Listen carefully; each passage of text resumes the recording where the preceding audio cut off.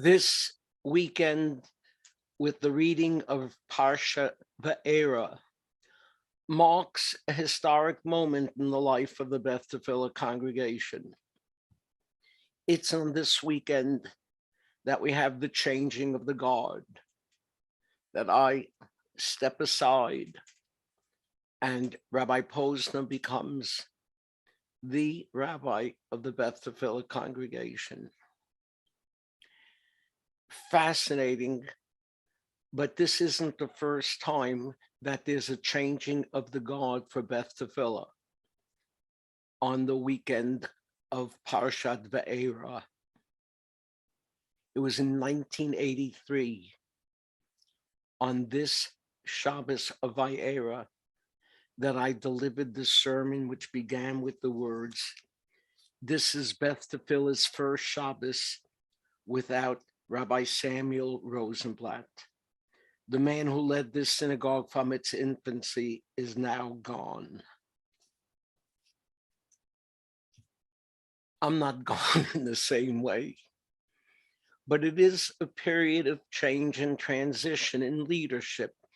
And when Rabbi Rosenblatt passed away on that Shabbos, I took note of the fact that in this week's Torah portion of Va'era, before we're told about the 10 plagues, we are first told that God had chosen Moshe and Aharon to be the leaders of the Jewish people. The question is, why did we need two leaders, Moshe and Aharon? Wouldn't one have been enough? And it's been pointed out that the two were very different leaders, both important but different. Moshe was the Navi. Moshe was the prophet. Moshe was the one who at the time of the golden calf stood by his principles and smashed the idol. Aaron was the priest. The priest is softer. The priest has to deal with the people. At the time of the golden calf, it was Aaron who spoke to the people, who held them together. Priest and prophet. It's hard to be both. Rabbi Rosenblatt, as I remember, was more of the prophet. I remember the first time I met him. He looked like a real rabbi. Black suit, white shirt, dignified tie. You could never imagine him driving a Maserati or wearing orange glasses or having in his library signs that say, "Forget about it," or "It is what it is." Rabbi Rosenblatt was a man of principle. He was the teacher. He represented the ideal. He fought for orthodoxy and for the day school. He had the vision of a prophet. Me, I would have to say I've been more of the priest. I've been a man of the people. I've been able to encourage and socialize and visit and wear wild ties and use humor as a teaching form. I've been a little bit of the prophet, just like Rabbi Rosenblatt was a little bit of the priest. So the question is, what will Rabbi Posner be? You'll hear how I really feel about him at his installation, the first Shabbos in March.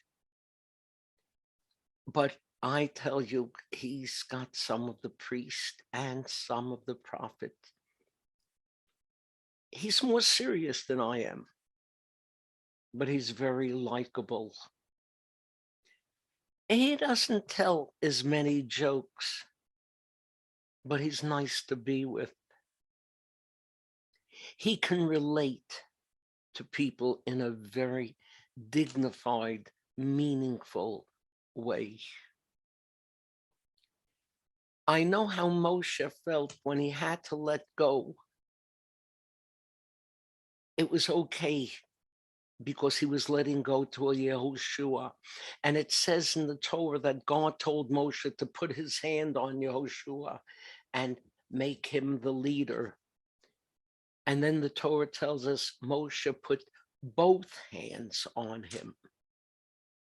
One hand wasn't enough. He felt it with a full heart in transferring the leadership to Yehoshua. I feel it with a full heart in transferring the leadership to Rabbi Posner. It's in good hands. I'm stepping aside, but I'm not going anywhere. I will continue to be doing these Parsha previews every week. I'll be speaking once a month. I'll be teaching. I'll be participating in life cycle events. I'll be officiating on the high holidays. I'm not going away. I'm just stepping to the side. It's a new world out there, and it's time for a new rabbi. Maybe, given the nature of the Jewish world, the Orthodox world, Rabbi Posner is going to have to do what many other Orthodox rabbis have done and change from wearing the knitted yarmulke to a black hat.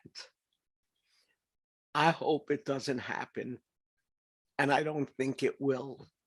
But if necessary, I have a personal gift, a black hat that I give to Rabbi Posner with a full heart.